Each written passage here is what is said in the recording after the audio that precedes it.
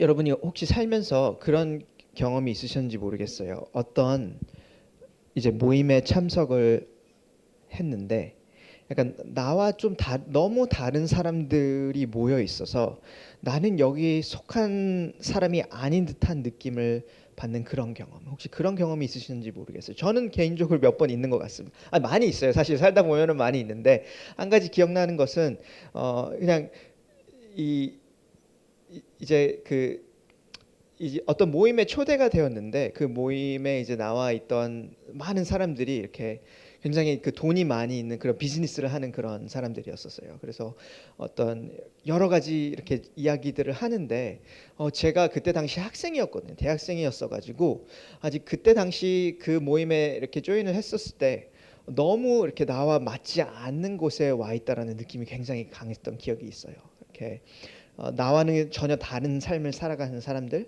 그리고 전혀 다른 삶의 주제들을 막 이야기를 하고 있으니까 내가 마치 어떻게 이렇게 대화를 해야 될지도 모르겠고 어떤 주제를 이렇게 이야기를 해야 될지도 모르겠고 어, 그때 이제 제가 느꼈던 경험이 약간 그런 이방인이 된 느낌, 내가 여기 속한 사람이 아닌 것 같은 느낌, 약간 어떤 의미로 나그네가 되는 그런 느낌, 그런 경험.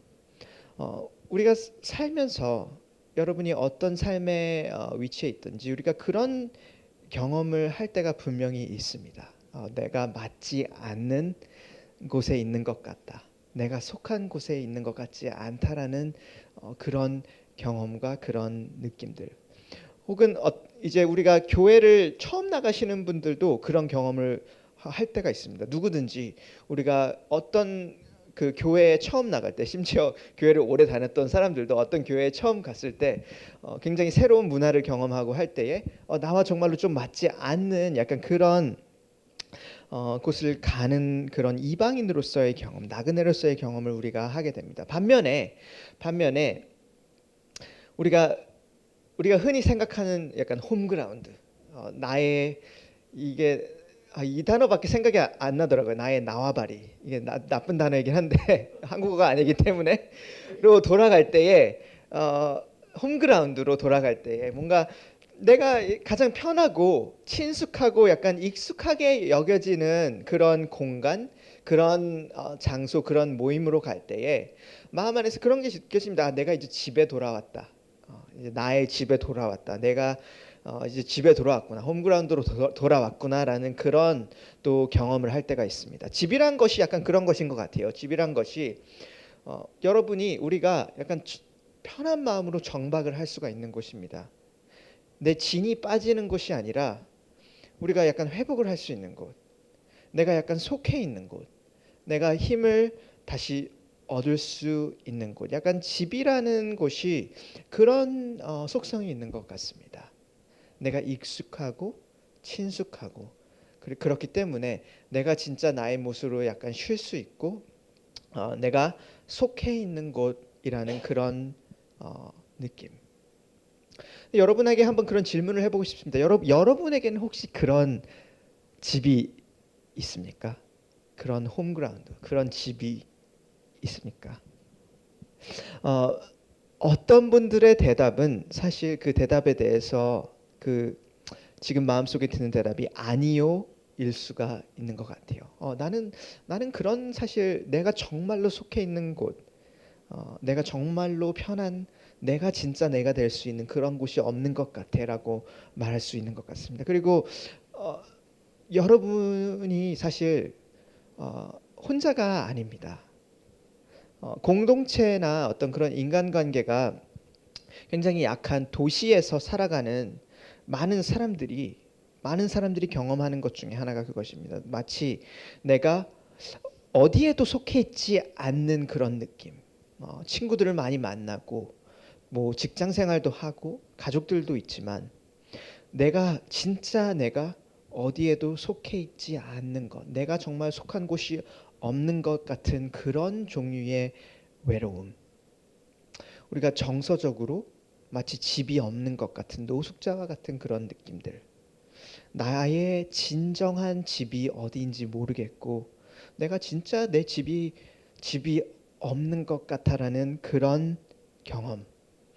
그것이 사실 현대를 살아가는, 그리고 서울이라는 도시를 살아가는 많은 사람들의 경험이고 어, 감정들이고 실제인 것 같습니다. 어, 비단 서울뿐만이 아니라 이 근대를 살아가는 많은 사람들이 이런 개념이 있습니다. 독일의 철학자 하이데거는 이 모습이 현대인의 특징이라고 이야기를 하고 묘사를 합니다. 마치 이 세상이 나와 맞는 것 같지 않아요. 세상에 무언가 약간 안 맞는 것이 어디를 가든지 있고, 약간 어디를 가든지 내가 진정한 만족을 찾을 수 없고, 어떤 그런 깊은 진정한 만족감을 내가 찾는 것이 너무나도 어렵고, 그것을 경험해 본 적이 없는 것 같다라는 것. 이 세상에 무언가 맞지 않는, 나와는 무언가 맞지 않는 것. 이 인간관계에서도 그렇고 직장에서도 그렇고 어디를 가든지 뭔가 내가 맞지 않는 것, 내가 여기 속해 있는 사람인 것 같지 않는 그런 종류의 감정과 느낌들, 그런 경험들. 여러분, 그것이 왜 그렇습니까?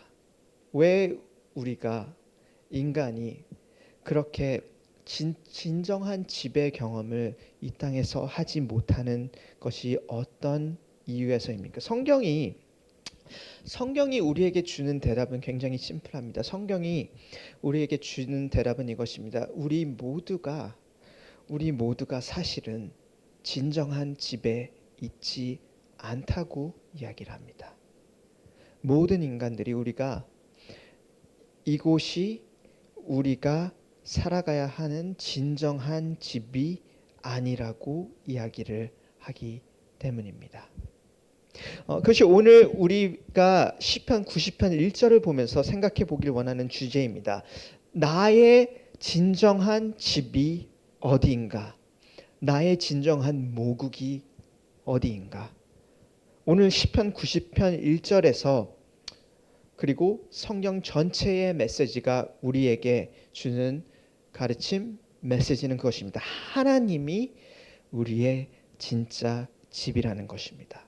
그래서 오늘 우리가 함께 생각해보고 곱씹어볼 주제입니다. 하나님이 우리의 집입니다. 하나님이 우리의 진정한 집입니다. 여러분, 양옆에 있는 사람들을 바라보면서 그 말을 여러분의 입술로 한번 해보면 좋을 것 같으세요. 주님이 나의 집입니다. 여러분, 옆에 사람들을 보면서 한번 말씀해 보세요. 주님이 나의 집입니다. 네, 1절에 우리 그렇게 나와 있습니다. 주여, 주는 대대에 우리의 거처가 되셨나이다.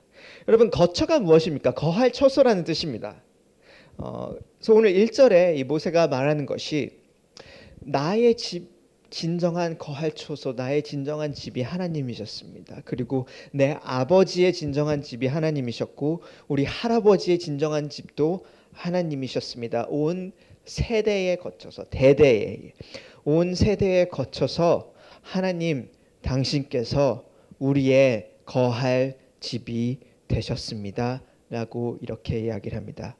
여러분, 한 가지 제가 좀 우리가 주목해야 될 것은, 이 1절에서 말하는 집, 성경에서 말하는 우리의 진정한 집이 특정한 장소나 혹은 특정한 시대를 지칭하지 않고 있습니다. 그러나 하나님이라는 이 인격, 하나님이 우리의 집이라고 이야기를 합니다. 여러분, 이것이 어떤 의미입니까? 이것은 이런 의미입니다. 모든 인간이 하나님을 사랑하고 그분을 섬기고 그분의 아름다움을 누리며 살아가는 그런 존재로 지음받았다라는 뜻입니다. 그렇기 때문에 우리 내면의 어떤 인간이 하나님을 사랑하는 모습이 없을 때, 혹은 하나님을 섬기는 모습이 없을 때, 그리고 그것이 우리의 기쁨이 되는 그런 것, 그리고 하나님의 어떤 아름다움을 우리가 진정으로 누리며 살아가는 것이 없을 때에 우리가 그때에 언제나 우리 내면 깊숙이 어느 부분에서 무언가 맞지 않는 것, 내가 집에 있지 않는 것, 내가 나의 진정한 모습을 무엇인지 알 수 없는 것 같다라는 그런 경험이 있을 수밖에 없다라는 뜻입니다. 우리가 하나님이라는 존재가 정말로 내 삶의 진정한 하나님의 자리에 있을 때에, 그때에 우리가 우리의 진짜 모습, 나의 진짜 모습과 나의 진짜 만족, 진정한 내 영혼의 만족을 찾을 수 있다라는 그런 의미입니다.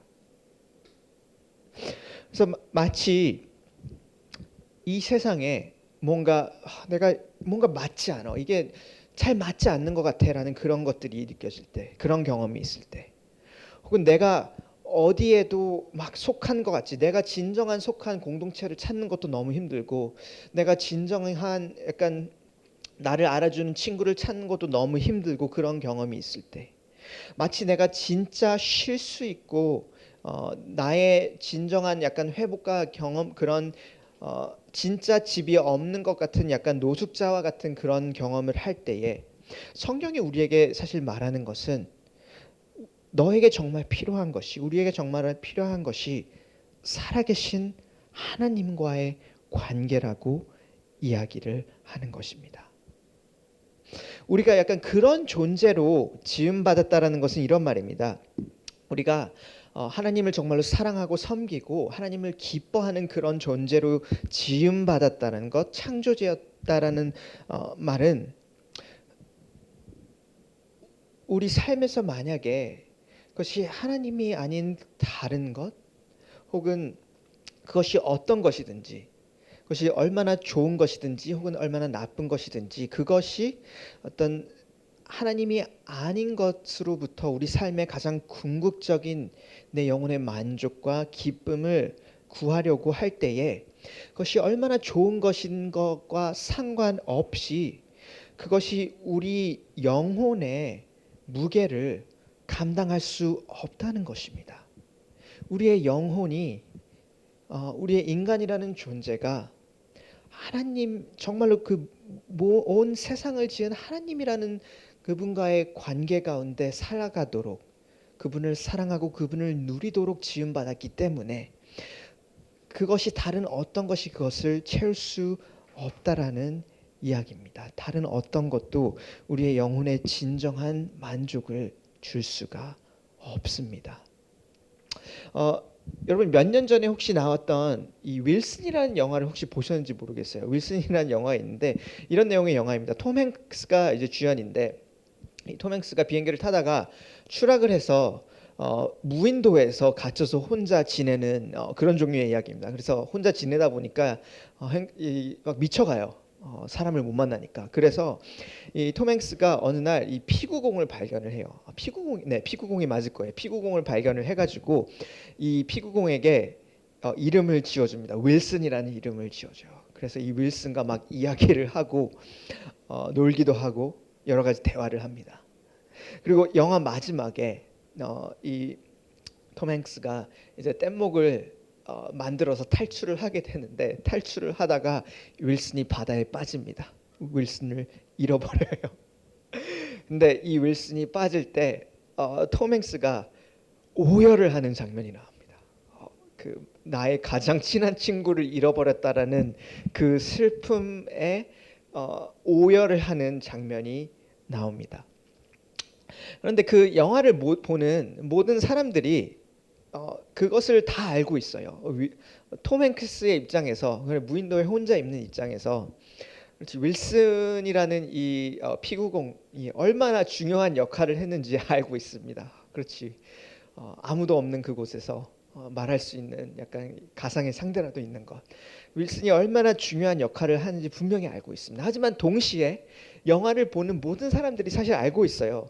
이 윌슨이라는 것이 진짜 인간 관계가 줄 수 있는 그 필요를 채울 수 없다라는 것을 모두 다 알고 있습니다.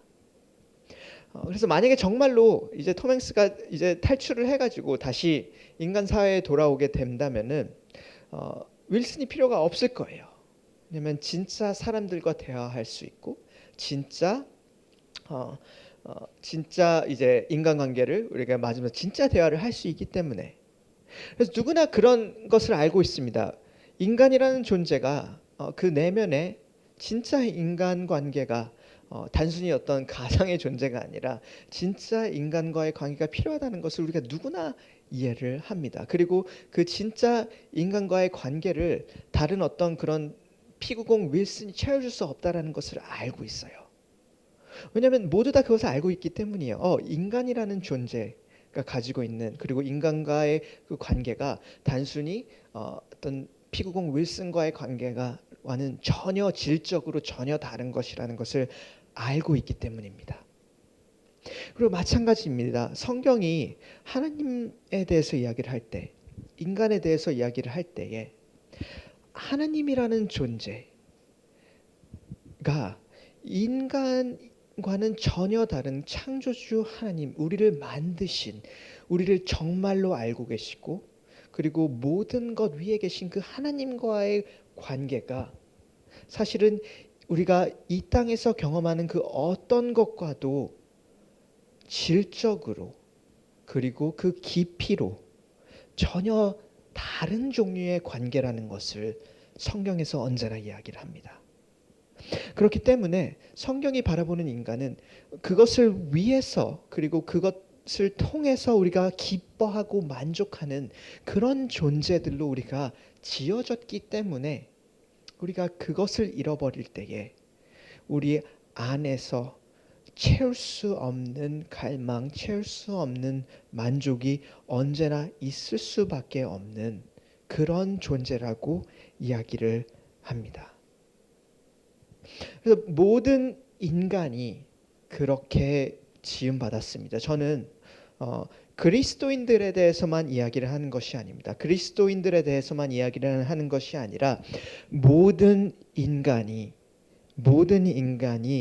그렇게 지음받았습니다. 하나님을 사랑하고 하나님을 섬기고, 그리고 그것이 삶의 가장 큰 기쁨과 만족이 될 수 있는 그런 존재로 모든 인간이 그렇게 지음 받았습니다. 창세기 여러분 맨 처음에 나와 있는 이야기가 그런 이야기입니다. 창세기에서 하나님이 2장에 보면은 첫 번째 사람 아담을 만드시고, 그리고 첫 번째 여자 하와를 만드신 다음에 그 에덴이라는 동산에 이 두 사람을 놔둡니다.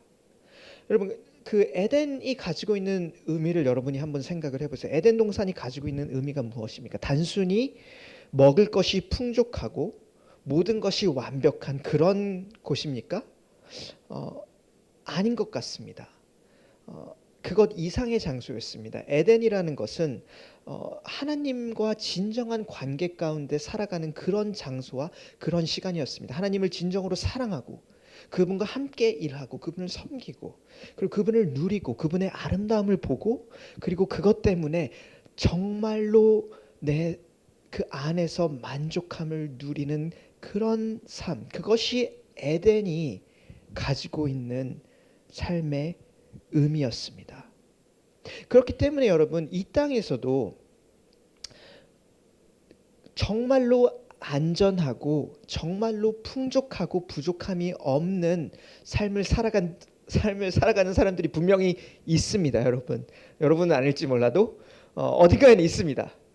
그러나 이 땅에서 정말로 그 풍족하고 부족함이 없고 안전하고 모든 것이 있는 삶을 살아가는 그 사람조차도 내면 깊숙이 그것이 채워지지 않는 갈망과 채워지지 않는 만족함이 있습니다. 왜냐하면 하나님과의 관계, 하나님만이 채울 수 있는 그런 존재로 그 사람도 그렇게 지음 받았기 때문입니다. 그래서 아담과 하와가 하나님께 돌아섰을 때 일어나는 일이 어떤 일입니까? 그들이 에덴에서 추방을 당합니다.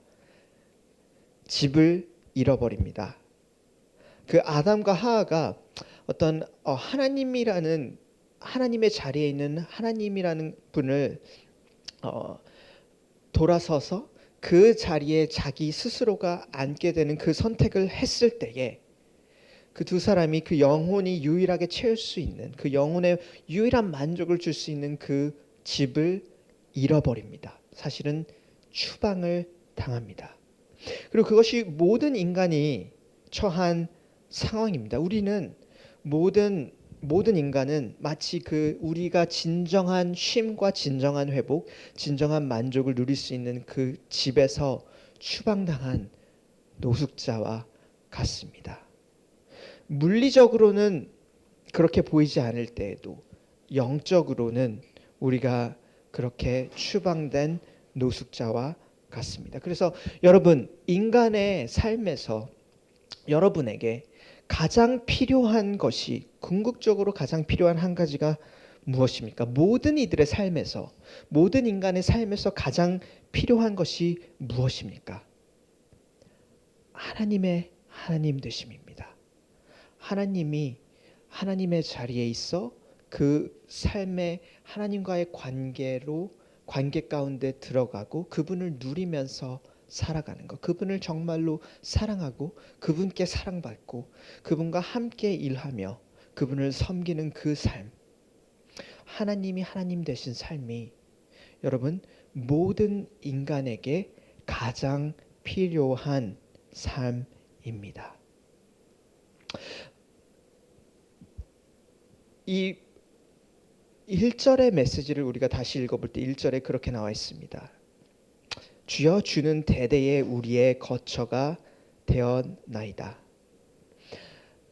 이 복음의 메시지는 이 1절을 나의 고백으로 만들어줍니다.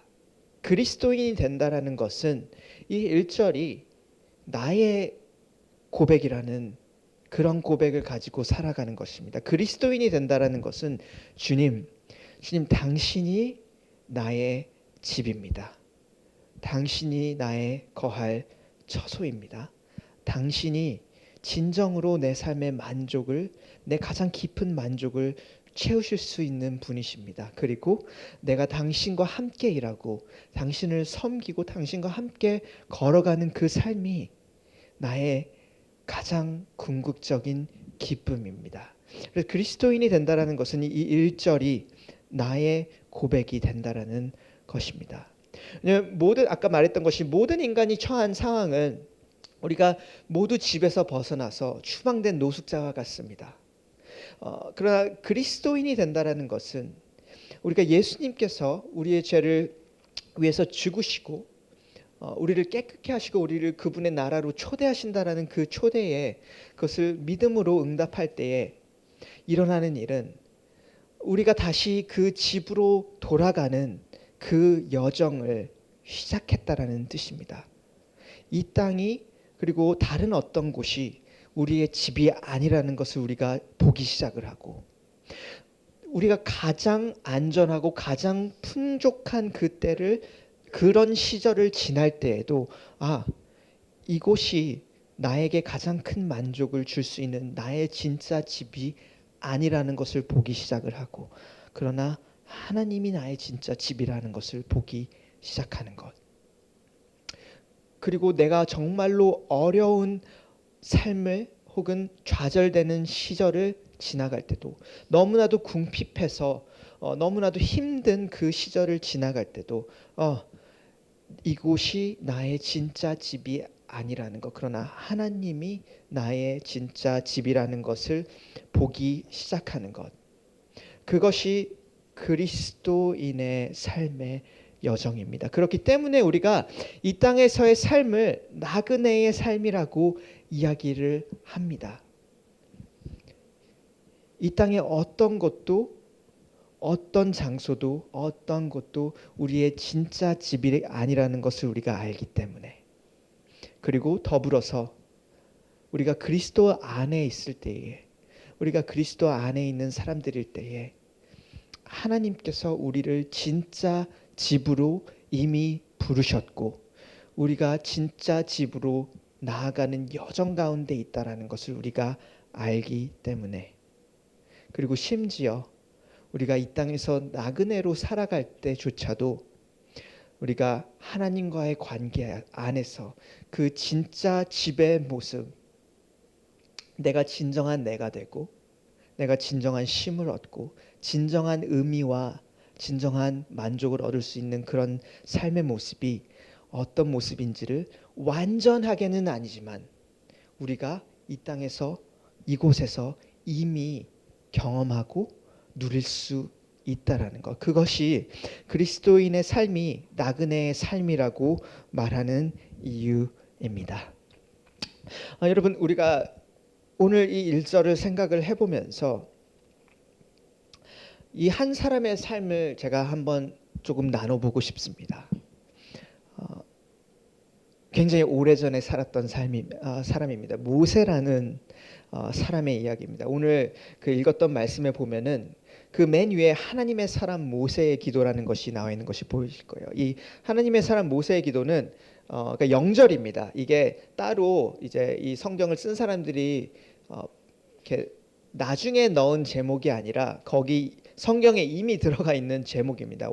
원래 그 원어에 이미 들어가 있는 제목입니다.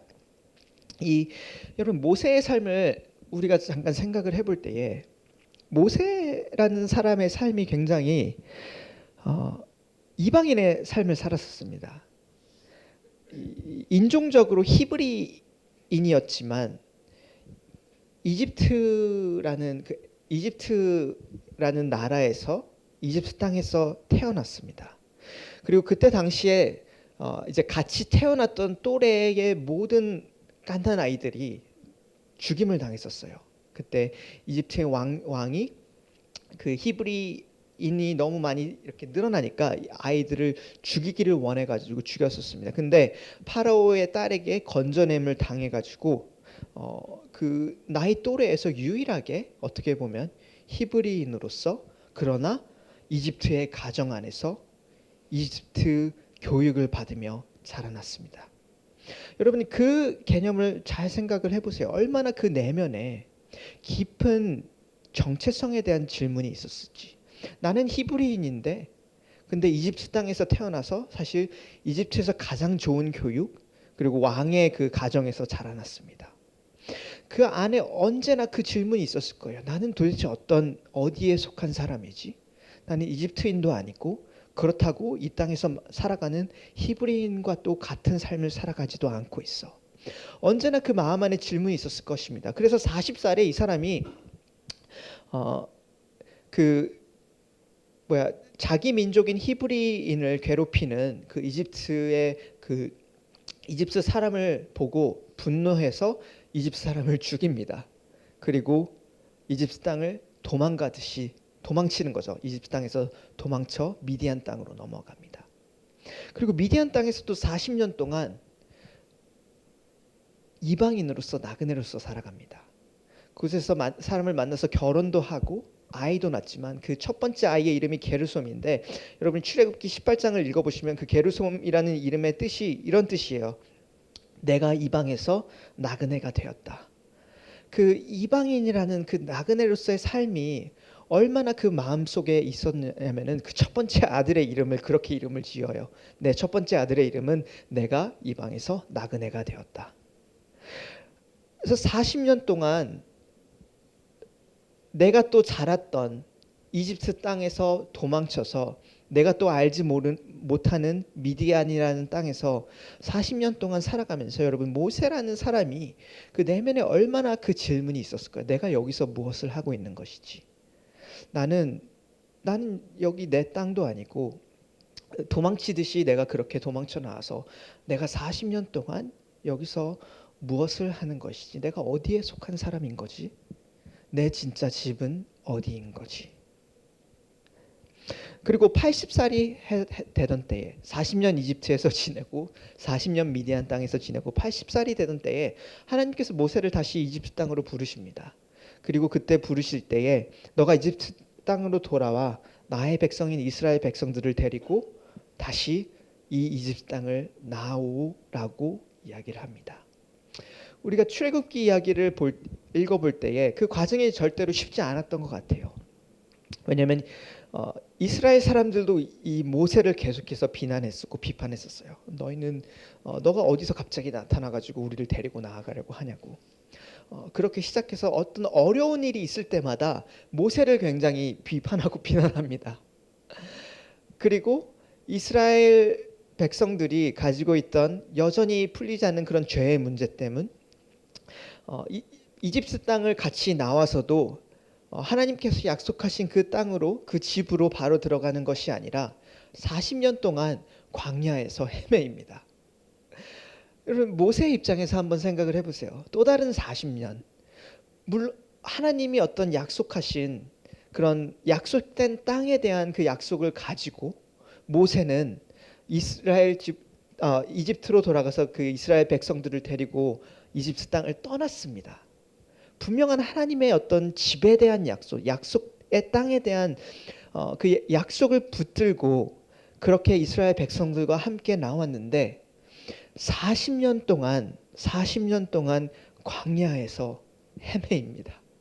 40년 동안 집이 없이 그리고 어떤 내가 이렇게 거할 땅이 없이 이곳에서 옮기고 저곳에서 옮기고 전쟁이 있고 그리고 어떤 굉장히 어려운 삶을 살아갑니다.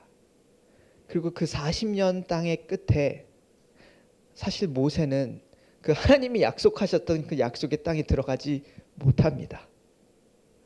여러분 그 삶을 생각을 해보세요. 모세의 삶을 생각을 해볼 때에 언제나 그 질문이 있었을 겁니다. 그 광야에서 40년 동안 주님께서 나에게 분명히 이 약속의 땅에 들어갈 것을 그 가나안 땅에 들어갈 것을 약속을 하셨는데 이 40년의 시절을 내가 되돌아보니 광야에서 이렇게 옮기고 저렇게 옮기고 광야에서 여기로 가고 저기로 가고 그런 삶밖에 남아있지 않는 것 같네. 여러분 모세의 입장에서 그런 질문이 들지 않았을까요? 근데 그런 모세가 오늘 이 시편 90편에 이 기도를 합니다. 모세의 기도라고 나와 있습니다. 이스라엘 백성들이 함께 했던 기도이지만 모세가 하나님께 드렸던 기도, 하나님께 만들었던 기도입니다. 그 모세가 이렇게 이야기를 하는 겁니다. 내 삶을 돌아보니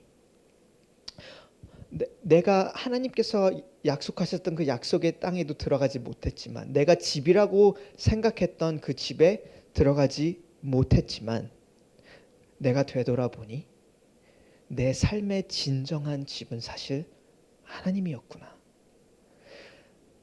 내가 이집트 땅에 있었을 때에도 이집트 땅에서 히브리인으로 살아가면서 나의 진짜 정체성에 대해서 확실하지 않을 때에도 내가 미디안 땅으로 도망쳐 나와서 미디안 땅에서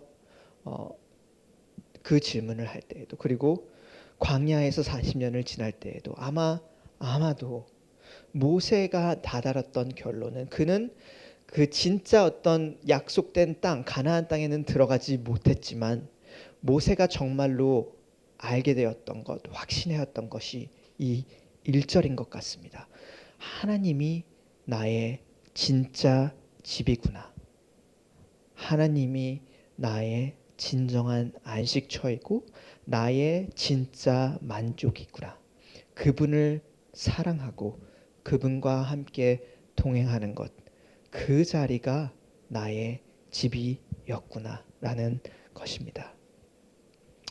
여러분, 우리가 그리스도인으로서 살아갈 때, 이 땅에서 살아갈 때에 그것이 우리의 경험일 때가 너무 많이 있는 것 같습니다. 이런 의미예요.